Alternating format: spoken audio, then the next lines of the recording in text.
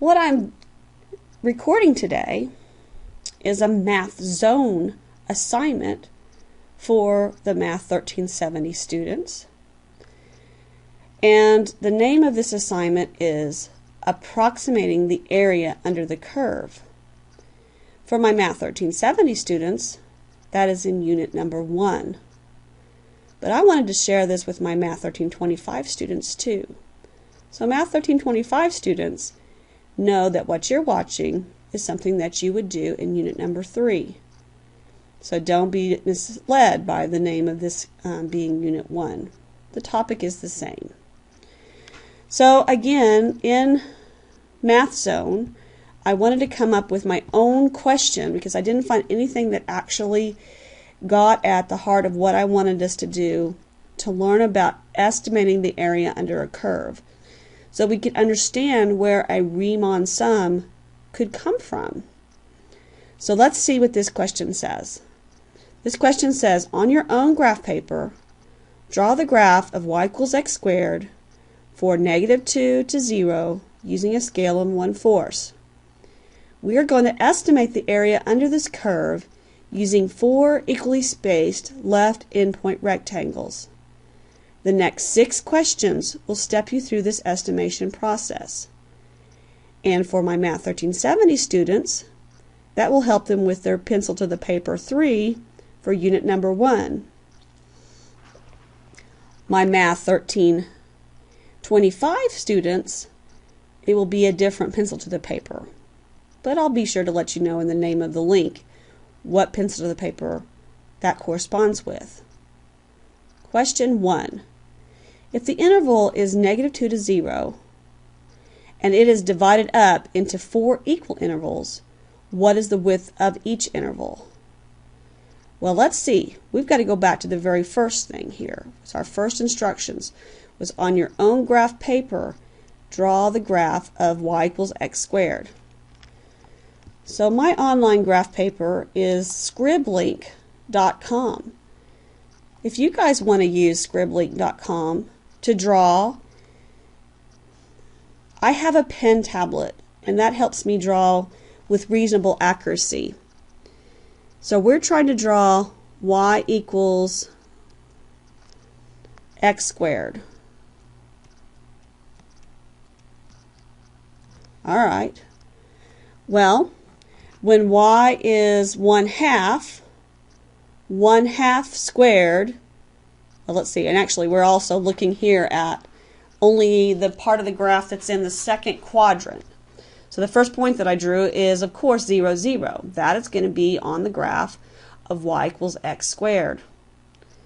So we have at 1/4, 1/4 squared is 1/16. And because I had to change my vertical scale because here of the 1/16 is a little bit hard to graph. So let's go on over here to y, and I'm saying positive 1/16.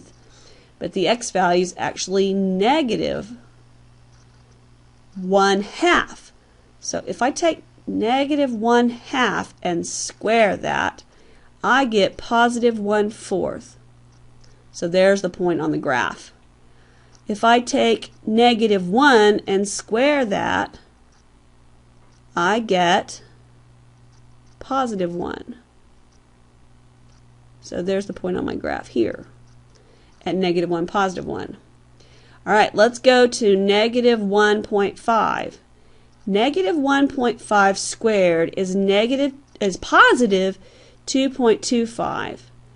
So that would be up here. On my y-axis, I ended up having to put in units of, I marked it off in a scale of halves so that I could actually get the point, the y value I would need at -2 for x, positive 4 for y.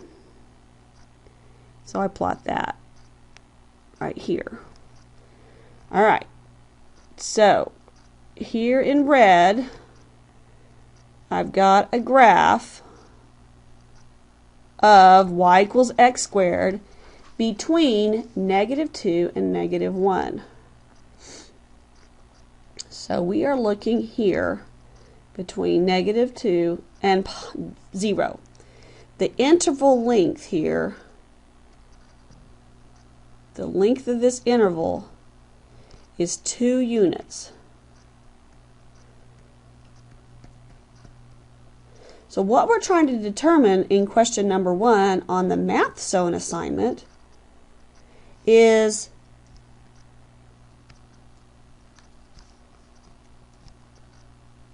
what should our delta x be? And I had to write it as delta, the word delta, out on the actual math zone because I couldn't find the Greek letter delta in the palette anywhere. So the endpoints are going to be -2 minus 0. Now how many equally spaced intervals did we want? We wanted 4 equally spaced intervals. So delta x is going to be, now this is the length of our interval. So let's make this absolute value of -2/4, which is -1/2. Let's put this down a little bit so I can write better. So what I'm going to use for the delta x on my rectangles that we're going to draw here would be a +1/2. So we're going to use a delta x of +1/2. Every rectangle that I'm going to use to approximate the area here will have a width of +1/2. Let me go back to the math zone question. Okay. In the math zone question it says enter your answer as a decimal. So we're going to put in 0.5. If you try to use the palette, which I don't think it comes up anyways, when you type in there, no palette comes up, so you can't put it in as a fraction. And just to let you know, I know you might type in 0.5 and then it's going to count it wrong. Well, decimal values that don't have any whole number value, you ought to put a 0 in the ones place. So do that for me, okay? And let's check our answer. See, it likes it. If you get incorrect, you don't get any feedback with Math Zone, unfortunately. You're either right or you're wrong. There's not much feedback.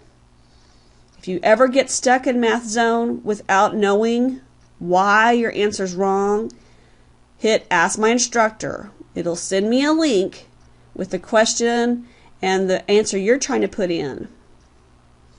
Okay, let's go to the next question on Math Zone. Refer to the graph of f of x equals x squared you did for number 1. You should have determined that the width for each rectangle was 5/10. Got it. Now, look at the first rectangle you draw between -2 and -1.5. What does that mean? So what I need to do here is I need to clean this up just a little bit so we can see our graph. Oh, it's not liking me going back and forth very much here. All right, let me erase this where we computed delta x, because I need to draw in this first left endpoint rectangle. So as we begin to practice just starting how to draw a rectangle, we are using left-hand rectangles to start with. But I want you to know that the end point of the rectangle could be the left end point, it could be the right end point, it could be any point on the graph. Right. So what I'm doing is I'm going to draw a rectangle, and how wide this rectangle has to be, it has to go from -2 to -1.5. And I want the height of the rectangle to be what the function's value at -2 is, because that's the left-hand endpoint. There are rectangles that make fine approximations to do right-hand endpoints. All right, now what we need to do here is we have to compute the area of rectangle 1. Rectangle 1 is a good approximator. It's not a perfect approximator. Its width, the width of any rectangle, is length times width. The width is 5/10. The length of it, or the height of this rectangle, is the function's value at -2. That's very important. I actually want to write it that way right now, because the function's value at -2 reminds us that we're using the function itself to get this height estimation. Well, it's easy because the function's value at -2 is 4. So 1/2 times 4 gives us a rectangle 1 area of 2 square units. So we would go back to Math Zone and we would answer that one as 2 square units. Let me stay here on the graph and let's show how we would draw rectangle number 2. Rectangle number 2 is a height, so here we are at the left endpoint. Where does the left endpoint, and for some reason I've not been able to change colors, I'm sorry. Where does the left endpoint intersect the graph if we draw a rectangle between -1.5 and -1? So there's my rectangle that I want to draw. So the height of the rectangle is where I come up here along this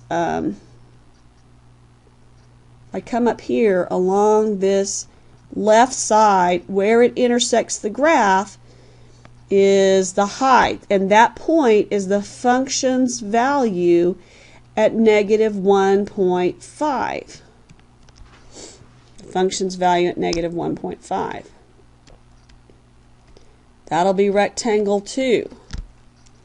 So if I want to compute the area of rectangle 2, and that's what you'll have to answer for question number 3 on Math Zone. Well, it's going to be 0.5 times the function's value at the left endpoint of this interval. So it's 0.5 times 2.25, which is going to give us half of 2.25 is 1.125, or 1 1/8 square units. I can't see it there. I know it's not showing up. 1.125 square units. All right. So what you'll do with the rest of this assignment in Math Zone, let's go back to Math Zone now. So we got 2 square units for rectangle 1 and 1.125 square units for rectangle 2. So let's go back here. I'm on question number 2 because I've already answered question number 1. What is the area of the rectangle? Width times height, or delta x times f evaluated at -2.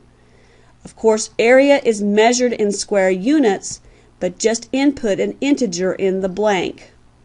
This integer is +2. Check your answer. Got it right, which is good. At least it means I made the questions up where the questions are coming out correct. Okay, compute the area for the second rectangle you draw. This would be the area of the rectangle on the interval from -1.5 to -1. Hint, area equals delta x times the function's value at -1.5. -1.5 is the left endpoint, so the height of this rectangle is determined by what the function's value is there. And we just computed that on our screen. So 1.125. Check answer. See, it said input a decimal with all decimal places shown. All right, good. Next question.